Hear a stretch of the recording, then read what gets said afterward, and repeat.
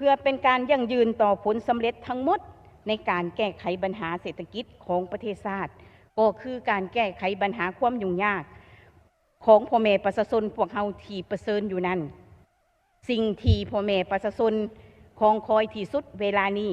และอยากเห็นแท้ๆแม่นอยากเห็นอัตราเงินเฟ้อลดลงเฮ็ดให้ค่าครองชีพที่ได้รับแม่นบ่กุ้มกินย้อนบรรดาสินค้าประเภทต่างๆอยู่ในท้องตลาดแมนมีราคาเพิ่มขึ้นทุกๆมื้อบ่แมนเพิ่มขึ้นทุกๆเดือนแต่ว่าเพิ่มขึ้นทุกๆมื้อฉะนั้นข้าพเจ้าในนามตัวแทนของพ่อแม่ประชาชนขอเสนอให้รัฐบาลสุดนี้ได้ซุ้มใส่แก้ไขปัญหาเงินกีบอ่อนค่าให้กลับมาแข็งค่าอีกปรากฏว่าความผันผวนของอัตราแลกเปลี่ยนนี่มันแหงเนาะมันแบบเป็นปึ๊บเดียวนะซึ่งข้าพเจ้าอยากตั้งคำถามขึ้นไปหาธนาคารกลางว่าด้วยสาเหตุอันใดเพราะว่าผ่านมานี่ก็ถือว่าคุมมาตลอดเนาะคนธรรมดาเฮ็ดบ่ได้แบบสิเพราะว่าเงินส่วนหลายก็แม่นก็บ่ได้หมายความว่าอันธนาคารเป็นผู้เฮ็ดหรือมีหยังแต่อันนี้ตั้งข้อสังเกตนำกันเนาะเพราะเงินมันก็อยู่ในธนาคารแต่มันแฮงเพราะจังซี่นี่มันกระทบแล้วมันคืนมายากมันกระทบแฮงอีหลีเนาะเพราะว่ามันลำบากกันทั่วหน้าเด้ท่านประธานผู้หังก็หังขึ้นผู้ทุกข์ก็ทุกข์ลงจังซี่น่ะประชาชนทั่วไปพนักงานเฮานี่ก็คือกันกินเงินเดือนมนุษย์เงินเดือนนี่แหละกระทบแฮงหลายเนาะเอาไปเอามาเงินเดือนสิ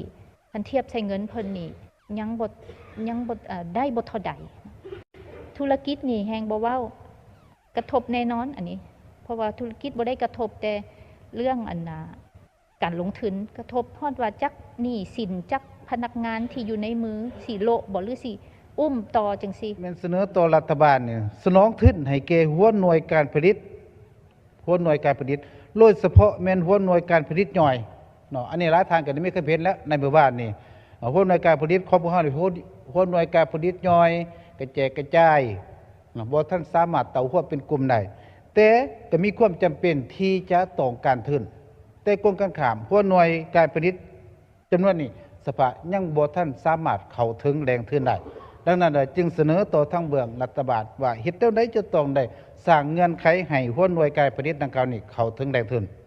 รัฐบาลนี้มีนโยบายเนาะลดผ่อนการเก็บภาษีอากรการนำเข้าประเภทปุ๋ยฝุ่นหัวอาหารสัตว์หรือว่าอื่นๆที่มีความจำเป็นให้แก่การปลูกการเลี้ยงเพราะพวกเฮาอยู่ในปัจจุบันนี้อันนี้มันมีความจำเป็นหลายให้งานการเคลื่อนย้ายให้งานเฮ็ดให้งานภายในคาดแขนที่พวกเขาได้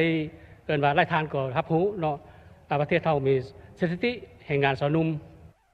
ค่อนข้างจะสูงแต่ว่าในความเป็นจริงแล้วพวกเขาคาดให้งานเนื่องจากว่าสภาพของอัตราค่าให้งานนี่ต่ำไล่เนาะเทียบใส่กับต่างประเทศคือประเทศรองข้างเอา1 เดือนไปเฮ็ดอยู่บ้านเพิ่น1 เดือนสักกับพวกเขา1 ปีอันนี้รัฐบาลจะแก้อะไรสิ่งสำคัญข้าพเจ้าขอเสนอ